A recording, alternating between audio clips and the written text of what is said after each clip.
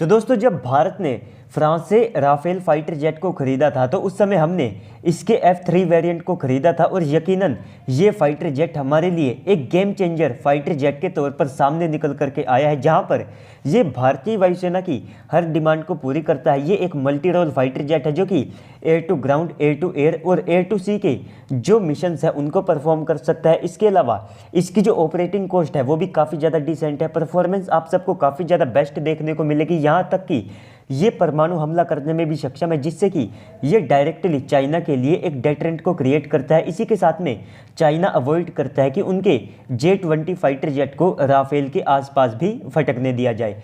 लेकिन जब भारत ने इसके F3 वेरिएंट को खरीदा था, जो कि हमारे पास आज की तारीख में 36 की संख्या में है, तो भारतीय वायुसेना इनसे काफ़ी ज़्यादा खुश है और अब हम भविष्य के लिए और ज़्यादा जो राफेल फाइटर जेट है उनको खरीदेंगे। लेकिन अब हम इसके F4 वेरिएंट के लिए जो ऑर्डर है उसको प्लेस करने वाले हैं। अब ये ऑर्डर संख्या कितनी होगी ये तो कहना मुश्किल है, क्योंकि ये 54 भी हो सकती है और अगर MMRC डील के तहत यहाँ पर कोई खरीद होती है तो ये 114 तक भी जा सकती है। लेकिन इसी सब के बीच में राफेल के F5 वेरिएंट को लेकर के भी जो बातचीत है वो फ्रांस की साइड से सामने निकल करके आई है, जिसके बारे में मैं आप सबको इस वीडियो में बताने वाला हूं। लेकिन वीडियो को शुरू करने से पहले आप अभी से वीडियो को लाइक करके कमेंट सेक्शन में जाकर के जय हिंद कमेंट कर दीजिएगा।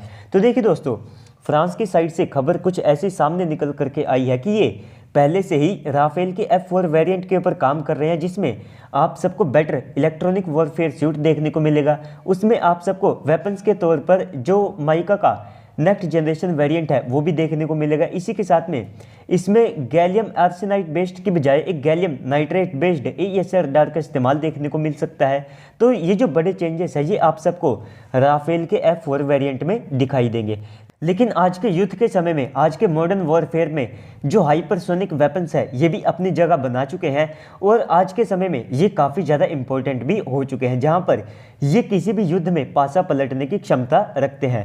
तो यही एक जो कमी है ये आप सबको राफेल फाइटर जेट में देखने को मिलेगी, क्योंकि कहीं ना कहीं जो फ्रांस है वो हाइपरसोनिक रेस में भारत, रशिया, चाइना और अमेरिका से थोड़ा सा पीछे हो चुका है। लेकिन अब फ्रांस ने यहाँ पर यह ऑफर किया है कि इसका जो F5 वेरिएंट आएगा तो उसमें आप सबको जो हाइपरसोनिक वेपन्स है वे भी देखने को मिलेंगे। और ये जो हाइपरसोनिक मिसाइल है ये दुश्मन के एयर डिफेंस सिस्टम को तबाह करने के लिए और उनको सप्रेस करने के लिए इस्तेमाल की जाएगी। और जो देश राफेल को इस्तेमाल करते हैं, जैसे कि भारत इस्तेमाल करता है, UAE और कतर के द्वारा भी इस्तेमाल किए जाते हैं, भविष्य में इंडोनेशिया के द्वारा भी इनके जो ऑर्डर हैं वे यहाँ पर दिए गए हैं, इजिप्ट भी इन फाइटर जेट को इस्तेमाल करता है। तो इन देशों को फ्रांस अपनी ये जो हाइपरसोनिक मिसाइल है ये भी देने वाला है, जिसको एक फाइटर जेट से लॉन्च किया जा सकता होगा।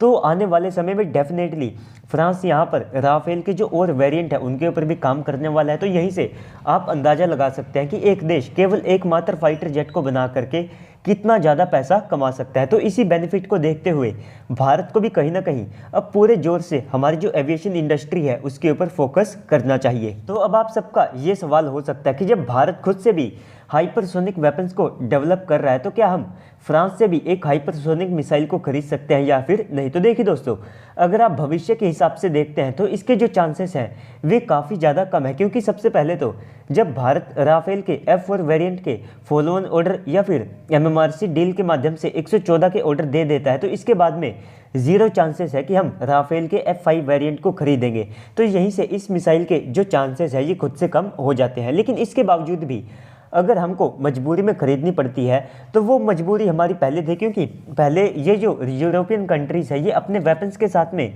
कोई खास बड़े बदलाव नहीं करने देते थे। लेकिन अब फ्रांस ने भारत को ये परमिशन दे दी है कि इनका जो राफेल फाइटर जेट है तो उसमें हम खुद के जो वेपन्स है उनका भी इंटीग्रेशन कर सकते हैं। और जब भारत को ये अनुमति मिल जाती है तो इसके बाद में हमारे खुद के पास कई सारे हाइपरसोनिक वेपन्स होंगे, जिसमें हम रुद्रम 2, रुद्रम 3 जैसी जो air launched hypersonic ballistic missiles है उनको भी तैयार कर चुके हैं और भविष्य में हम और भी जो हाइपरसोनिक वेपन्स है उनको भी तैयार कर सकते होंगे। तो जिसके बाद यहाँ पर फ्रांस के इस ऑफर के भारत के लिए जो चांसेस हैं वे अपने आप से काफ़ी ज़्यादा कम हो जाते हैं। तो दोस्तों बाकी तो इस सब न्यूज़ के बाद अब आप सबको क्या लगता है कमेंट सेक्शन में बताइएगा। साथ ही साथ अगर आपको वीडियो अच्छी लगी है तो वीडियो को भी लाइक कर दीजिएगा। अगर आप चैनल के ऊपर पहली बार आए हैं तो प्लीज़ से चैनल को भी सब्सक्राइब कर दीजिएगा। तो चलिए दोस्तों, आज की इस वीडियो में इतना ही, मिलते हैं अगली वीडियो में, तब तक के लिए गुड बाय, जय हिंद।